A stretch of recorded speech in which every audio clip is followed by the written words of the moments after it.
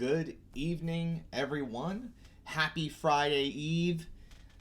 Am I Judge James tonight or GM James? Do I have to change my title when I change from system to system? I don't know. I guess we'll find out. Welcome to a Thursday night review. We are shifting a bit here because I do play other games, and lately I've been playing a lot of stuff that isn't DCC. We do have our Tuesday night game still going on, and that's a good time. And look, someone just dropped off. We just lost a viewer just when I said that. Come on, guys, just follow along. Just hang out a little bit. Enjoy other stuff. There's other games besides DCC. Don't tell Judge Evie I said that. Tonight we're going to get weird, and we're going to talk about Numenera.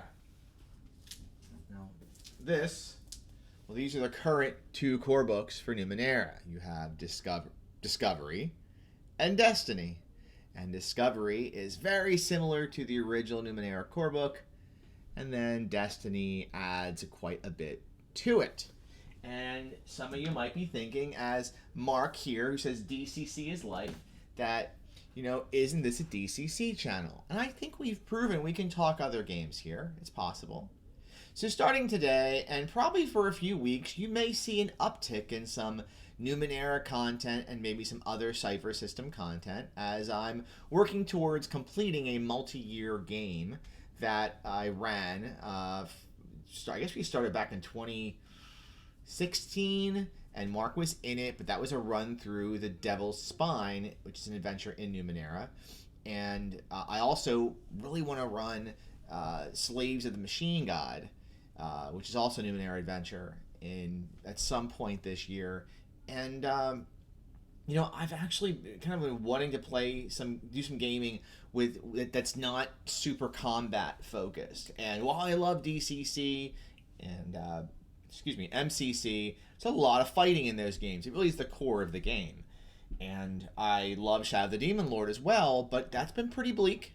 I gotta take a step away from some of the bleak and the grim dark for a little bit here. We're ending our campaign of that next month. We're getting towards the end of that one.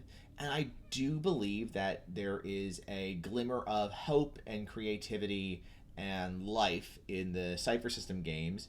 Not that you can't run them like, friggin' body horror slasher stuff. That's what Stay Alive is. This is one of the newer Cypher books. I was flipping through that earlier. That's all about horror.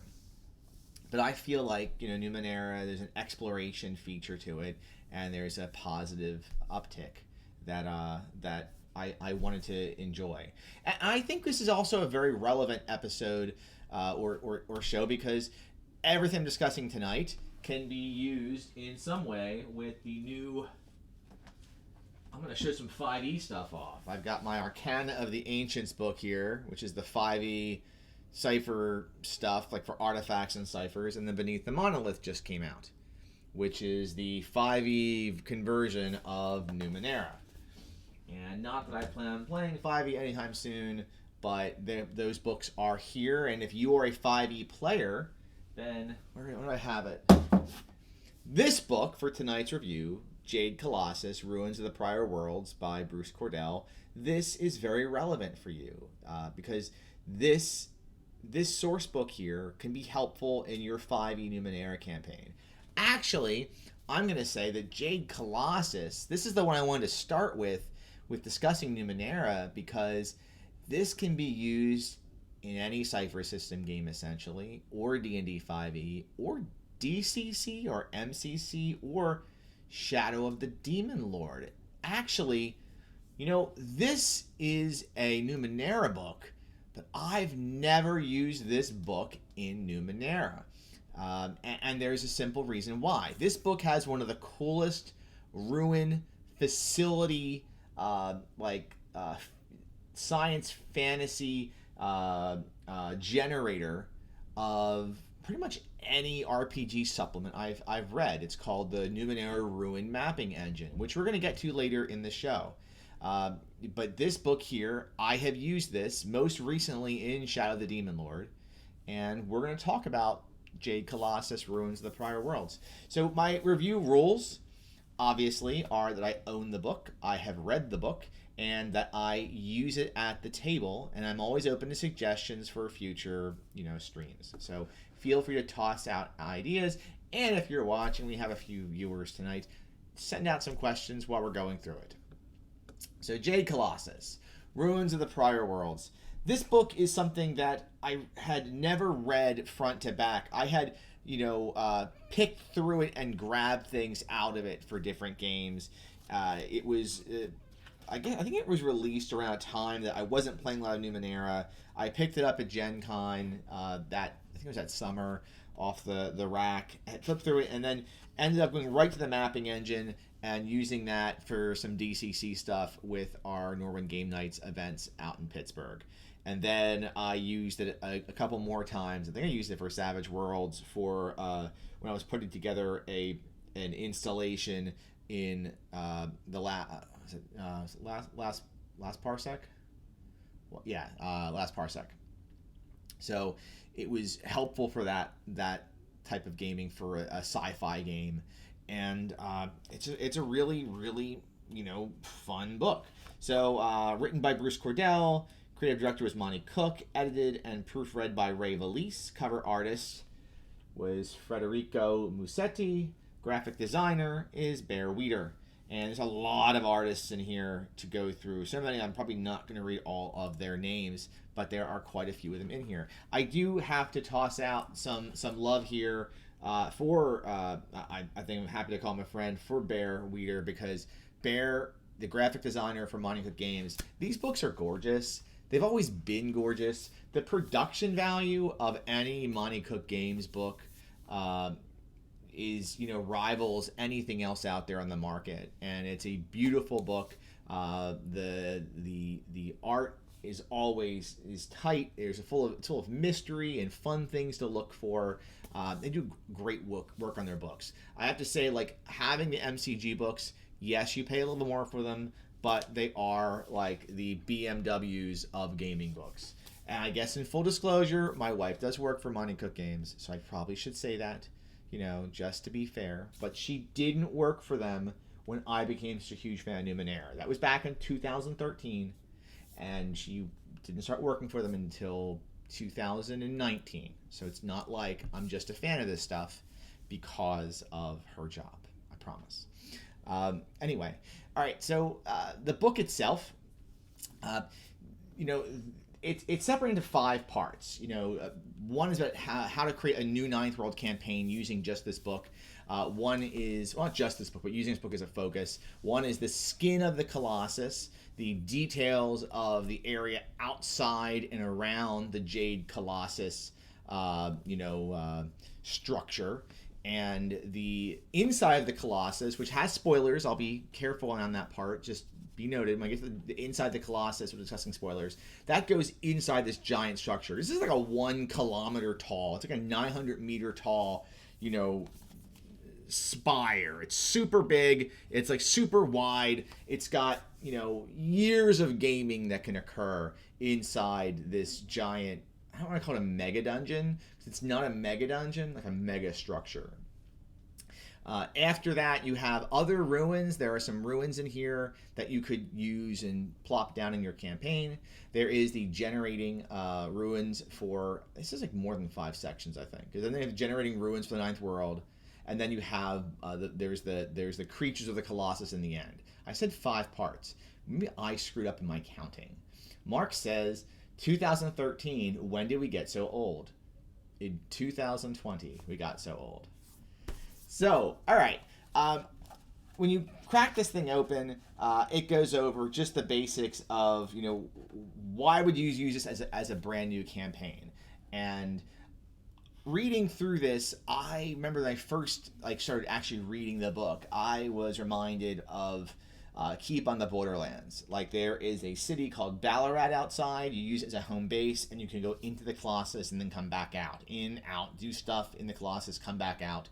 And you could build a campaign using this book to essentially randomly generate everything. So there's a sample campaign thread generator and you roll on a d20 or whatever, and it gives you like a story, or you can roll a few times the few stories to go with. So let's take a look here.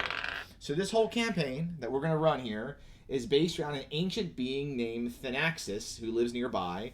Thanaxis is a quotient and spends most of its days embedded in a warren of wires and strange machines. Having recently discovered it was dying, Thanaxis says it wants to pass on some portion of its wisdom and power to a worthy successor.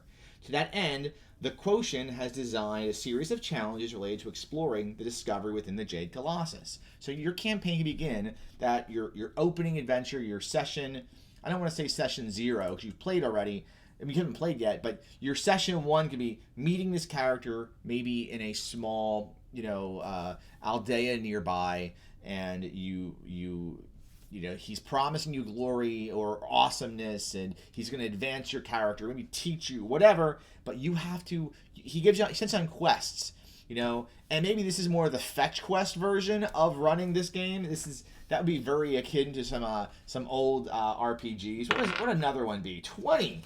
20 is Ballarat holds its annual celebration commemorating the day the Jade Colossus rose from the earth, also known as the Emergence. The celebration, called Eve of the Colossus, is a couple months away, but planning has already begun. Rumors swirl that this year, an actual disarticulated limb, a relic, will be brought forth from the installation to serve as the celebration centerpiece, courtesy of the Heritors of the Colossus. The Jade Protectors vow to prevent such a display because they warn it would be incredibly dangerous. Tensions mount, and explorers not aligned with either group begin to get hassled to choose a side. The book does go over there being these two organizations. You have the Heritors who want to go into the Colossus and take stuff out and use it and learn from it, and the Jade Protectors, are kind of like they want to protect the Colossus and keep it intact and don't want anything coming out of there because it could be dangerous, but it could be wonderful and needs to stay together. You could use both of these threads, but so maybe this whole campaign that we're now writing with totally random here. There's 20 options for the campaign threads. Maybe this whole campaign is about this guy wants to keep sending you in and out. There's this whole celebration going on, and you have the Heritors and the Protectors going against each other. So now you have a couple factions you have to deal with. Maybe one of the factions helps you more than the other, or offers to help you with Thanaxis. Maybe you have Thanaxis as an ex-member of one of those factions, to the good or to the bad. So off the bat, I am 14 pages in, and I now have a potential campaign generating from this book. The next area, the character connections, you give each character roll on this D100, and they get a special connection to the city of Ballarat. So, for instance, maybe you are playing a clever delve who howls at the moon. And your connection you roll is that you were part of the Jade Protectors, but after being accused of a crime, you left in disgrace. That's a pretty cool connection in a campaign, especially when we roll 20, where you have to deal with the Jade Protectors and the Heritors going against each other, because now maybe you have some insight to one side, but you are tempted to join the other and pull the party in that direction.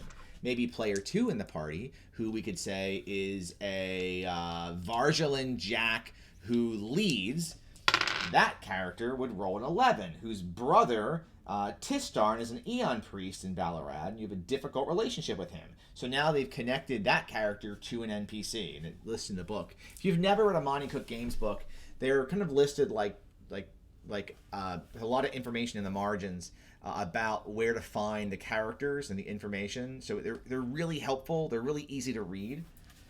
So so on and so forth. The character connections are a pretty cool way that you can have all 4 or 5 of your characters in the campaign connected to different parts of the adventure. You have now randomly generated the plot of the campaign, and you've also generated how the player characters are connected. You could roll those in session 0 if you want to, and now you are ready to roll.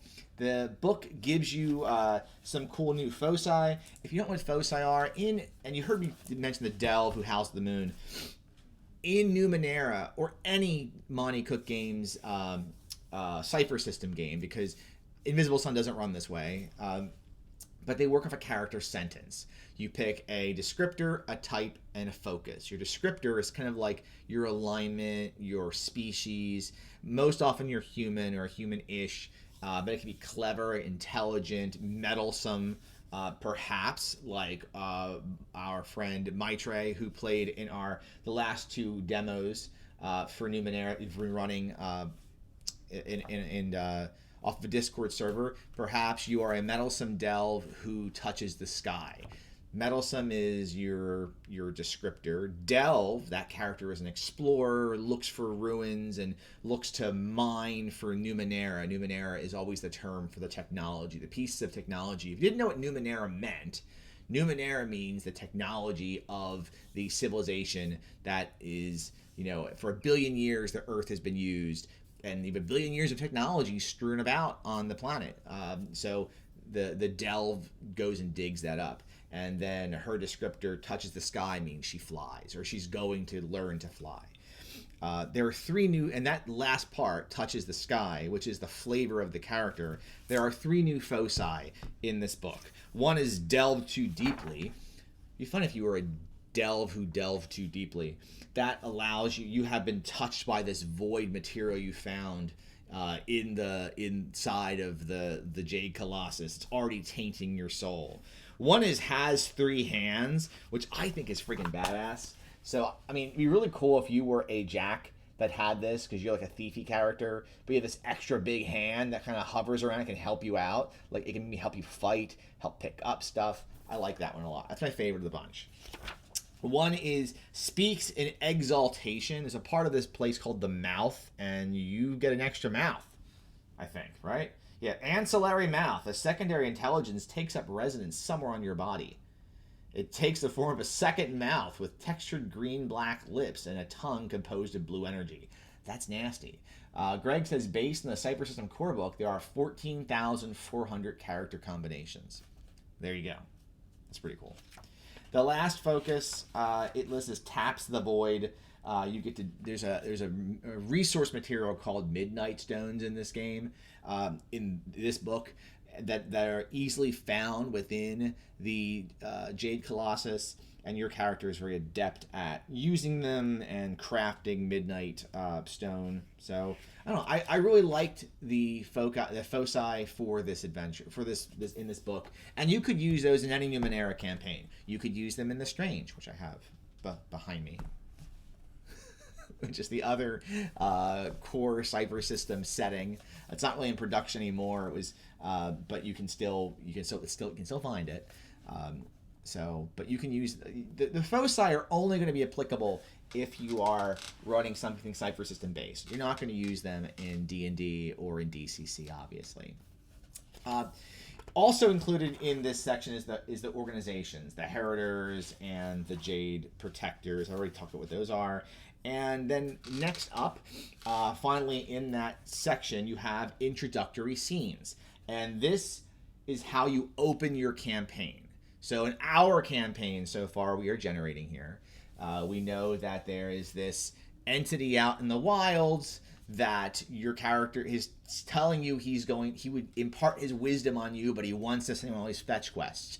And there is going to be a celebration in town, and that celebration is maybe marred by the Jade Protectors and the Heritors, going after each other. And our opening scene is going to be: begin things in media res, in the middle of things at a crucial point of the action, which for an RPG means in the middle of a fight. Tell the characters they have entered the Jade Colossus to deliver a message to an Aeon priest named Feshenar, who spends much of his time near the Hand of Fury. However, during their passage, the characters are attacked by 2 nanos. The nanos are not well, their clothing is charred, and they have gaping holes instead of eyes, though they can still apparently see just fine. With the 2 nanos are 5 Murdens, which are these bird people, these like crow people, all of which seem intent on killing the PCs. If the PCs win, the mostly burned journal of one of the nanos has this single clue written in the truth, that's a language: to meet the gaze of the Eye of Omnipresence is to see all of existence in a glance.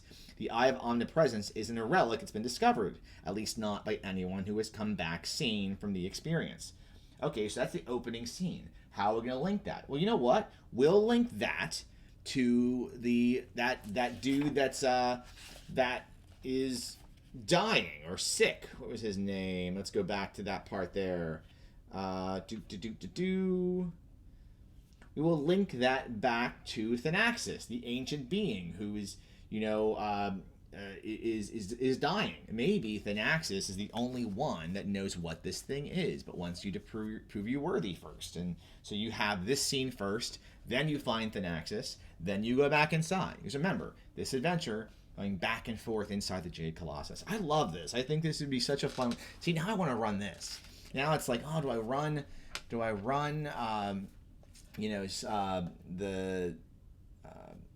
What's it called? Slaves of the Machine God, or I run this? I don't know, this is tough. Anyway, but that's what, and Greg called the Midnight Stone Ghost Rock. That's one of the cool things about this game, is that, no two campaigns would ever feel alike, with depending on who your character connections are and all that stuff. And so it's pretty sweet. And that part wasn't even, you don't even need to use that. We could be doing this in MCC this whole time so far. This could be a Mutant Crawl Classics game. We skip the foci, we just use the plot, and the Jade Colossus comes out of Terra AD. Skin of the Colossus is part 2. And this goes through the city of Ballarat, like what's in the city, details of the city, which it has that keep of the Borderlands feel. The party is encouraged to return to Ballarat and go back and forth, make connections within the town, and then go back into the ruins. So the city is mapped out. You could easily print the map out and have it on the table, give your party a building that maybe they own or work out of, a base of operations. And this also could be used pretty much with any game. So we can skip through that. And I think we got a lot of material. They briefly discuss some of these, a couple other locations. This hive of creatures that's outside the Jade Colossus, as well as this thing the Heritors drive around. The Heritors drive around in like this giant RV, this Ninth World RV. So that is what it is. We're going into spoilers here, because the next section is about the inside the Colossus. All right, so if you're a player, skip this part. The Jade Colossus, when you go into this place, you may be headed for a particular locale within the Colossus, and there are 5 segments detailed in here, but it doesn't mean that that's the only place you can go. With the Ruin mapping engine, you can go anywhere you want, get lost, and then come back out. The first adventure is called Rana's Way, and it talks about this path through the Colossus. You start, you eventually make your way to the Mouth of Exaltation, the Hand of Fury, the Eye of Transcendence, and eventually this place called the Red Labyrinth. I'm not going to list each one of these out. Each one of these could be a delve in and of its own. You don't have to do them in order. If you are a fan of Monty Hook Game stuff already, and you have ever seen the instant adventures that have been written for either an Explorer's Keys or Strange Revelations, each of these segments has that feel. Like this is the segment for the mouth. There's the mouth over here. I believe, yeah, Chamber of the Mouth. That's over there. And this segment here of the adventure, it just gives you a map. It gives you what's in there. You can populate whatever creatures you want in there, whatever plot you want in here. So this mouth just speaks words, right? It just kind of says random crap. Maybe when you're in there, maybe for a second, the mouth starts talking about that dude in the beginning, or one of the characters. Maybe there's something trying to break the mouth when you get there. This just gives you the scene, and as a GM, you populate what's going to happen in this scene. There are very few rules on here. It tells you some NPCs that could be used as a GM intrusion. It tells you just like some abilities that are in here. There's some monsters in here, some creatures. You could throw whatever you want in here. Want to put kobolds in here? Fine. Orcs, whatever. You can populate this the way you want to. The cool thing is you're dealing with the weirdness of this giant talking green mouth. The Hand of Fury is this giant hand that can teach you martial arts. I mean, that's pretty badass. The Eye of Transcendence, and there's a map for the hand. There is a map for the eye. And then there is a weird map for this place called the Red Labyrinth. It's not expected. You're just going boom, boom, boom, boom, boom, chamber, chamber, chamber. You are doing something to get to the chamber. You engage with the chamber, and then you leave the chamber. Probably go back to Ballarat and bring back whatever you're fetching, or maybe whatever you discovered, and there you go. So for an awesome mini campaign, just take one of these segments, link it to the campaign thread, and then go back and forth, boom, boom, back and forth, back and forth. And you add some side quests, you add some random maps or some random delves, and you've got a 10, 12, 16 session campaign that, sure, it's a bit of a dungeon crawling campaign, but it's a weird Ninth World dungeon crawling campaign. So I really like that. Let's see here. So you can also role play how you want to get. You don't have to map the entire place out. It's too big to do so. As a GM, you're encouraged to, the party knows how to get to somewhere inside. They can return to a certain area as a key point and then travel out from there. There are 10 other ruins listed in here. I'm not going to go through them all. They're pretty interesting. They aren't detailed out, so you'd want to use the mapping engine to describe what's there. One of them is a dead city that may have been overtaken by the Iron Wind, or it's a place where gravity has turned on its residents. There are narrow blackstone lanes in the shadow of the high walls, an exercise in avoiding the drifting infinity wells that are all about, and gravity shifts around while you're there. That's kind of neat. But none of these are detailed out in any kind of any kind of depth. It's for you as a GM to play with. But let's discuss generating ruins of the Ninth World. We're gonna do some rolling here as well.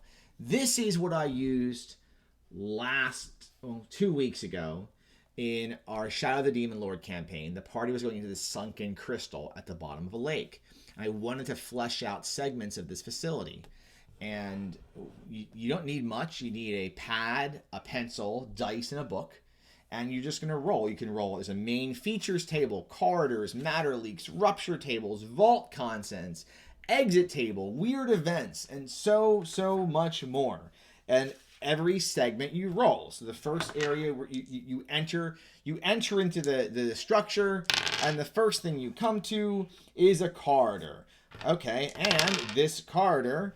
the passage is blocked by a corridor collapse.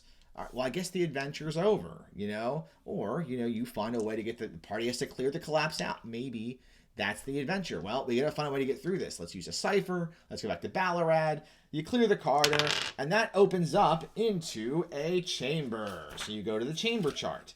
And you start rolling on the chamber, and you figure out that, well, okay, this chamber here is 90 feet across, and it's shaped like a hexagon. And the chamber has some crazy features, and the features in this chamber that make it interesting are that there's a wide metallic urn from which crystal bubbles emerge and waft until they burst. That's creepy. What the hell's up with that? And now you as a GM have something to do, and you can add things to this chamber, and you could say, okay, well, let the players mess around with it for a bit, and you know what? These characters, they've been here too long. I'm going to throw an encounter. I'm going to go to the creature table, and I'm going to roll, and I'm going to throw a pack of Marger, these goaty beastmen at them. And maybe they were in here because they were trapped. They were exploring here too, and they were trapped. The party has to kill the Marger or find a way to reason with them. And then as a GM, you can say, well, I want this place to have, to go to the left and go to the right. You draw two directions. I have not worked anything out yet. This is all random. You can say, okay, well, guys, if you go to the left, you will encounter, you see that there is an access way, which you can roll. And then if you go to the right, there is it's another corridor, but there's explorers in that corridor. You just go boom, boom, boom, boom. And that's how you generate at random the dungeon, the ruin, the facility, whatever you want to call it. I think it's brilliant. I mean, it's not like it's anything that no one else has done before. There's definitely a lot of books that you can find or materials that give you random, um, you know, random generation of dungeons and things like that. But what's cool is since it's Numenera and it's weird, every section is a story. You know, you're this chamber you walk in now. It's like a normal chamber, but there's a thick blue disc that emits a variety of intense, moody, and sometimes overwhelming sounds that can be pleasant or evocative, but which eventually draw other creatures. Go roll in the creatures chart. I like how this is telling a story, and as a GM, I like to ad lib. I like to make things up and to improv. But I also like there to be kind of a base, something that's there I can work off of. You know, I don't want to have to build the entire instrument myself. I'd like to be handed the musical instrument and then play it how I want to play it. The other cool thing with this is that again, you can see you don't have to be a Numenera player to or GM to appreciate this book. This is almost like half the book is these charts.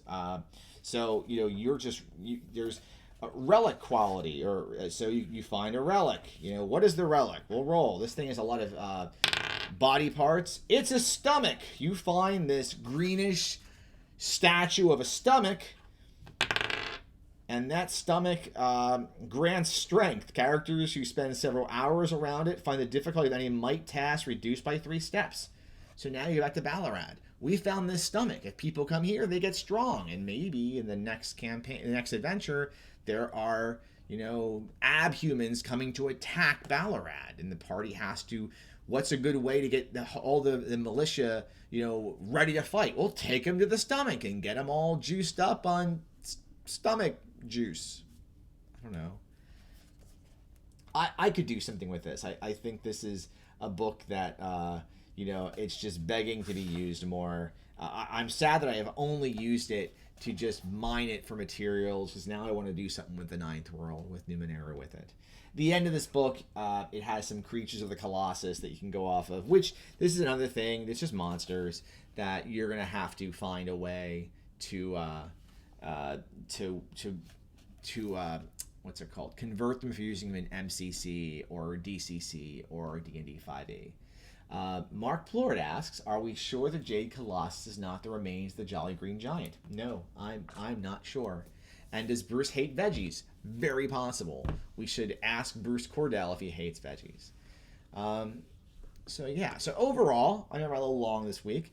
I think this is one of those great books that, like the Dungeon Alphabet or the old AD&D Second Edition Castle Guide, that old blue Castle Guide, which I like to have both those around whenever I'm GMing.